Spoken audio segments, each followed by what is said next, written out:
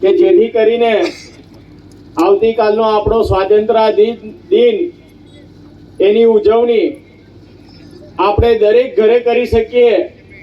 હર ઘર તિરંગા જે આપણને મોદી સાહેબે કીધું છે કે દરેક ઘરે આપણો તિરંગો લહેરાવો જોઈએ, તો આ આયોજનને આપણે સફળ બનાવવાનું છે। એના માટે આજ રોજ તિરંગા યાત્રા કરવામાં આવી હતી કે જેનાથી આપણને આઝાદી મળી છે। એ વીર શહીદોને આપણે યાદ કરીને તેમને નમન કરી શકીએ। આપણા સ્વાતંત્ર્ય સેનાનીઓ કે જેમને બલિદાન આપીને તેઓને યાદ કરી નમન કરવા માટે આજની તિરંગા યાત્રા યોજવામાં આવી હતી।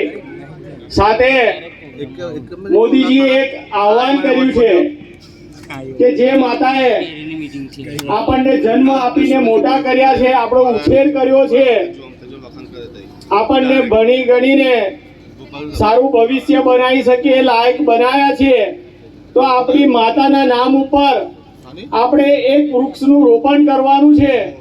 તો આજે આપણે 11,001 વૃક્ષારોપણના કાર્યક્રમનો શુભારંભ કરીએ છીએ। એના ભાગરૂપે આજ રોજ ટપકા ગામે આપણે 1,000 વૃક્ષો રોપણ કરવાનું છે, સાથે એનું જતન પણ કરવામાં આવશે, જેથી કરીને આવતા વર્ષે પણ જ્યારે આપણે ભેગા થઈએ તો આ જગ્યા પર એ વૃક્ષ ઉછળીને મોટું થયું હોય એ પ્રકારનું આયોજન કર્યું છે। આજે આપણે સૌ સંકલ્પ કરીએ કે આપણા દ્વારા જે વૃક્ષનું રોપણ કરવામાં આવે એ વૃક્ષને આપણે રોજ આવીને પાણી છાંટીએ, એનું જતન કરીએ। આવું પણ જો આયોજન થઈ શકતું હોય આપણે સંકલ્પ દ્વારા, તો એ આપણા વૃક્ષારોપણના કાર્યક્રમમાં ખૂબ જ પ્રેરણાદાયક સાબિત થશે।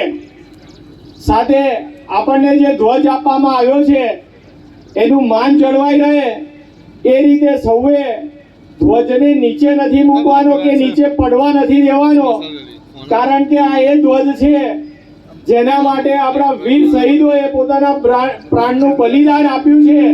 તો જે આપણને આઝાદી મળી છે, વર્ષો વર્ષને આજીવન આ આઝાદી કાયમ રહે એ રીતે આપણા ધ્વજનું આપણે માન જાળવીને ઘરે લઈ જઈને આપણા ઘર ઉપર લહેરાવવાનો છે। એ જ સાથે આપ સૌનો ખૂબ ખૂબ આભાર। આપ સૌને વંદે માતરમ, ભારત માતા કી જય।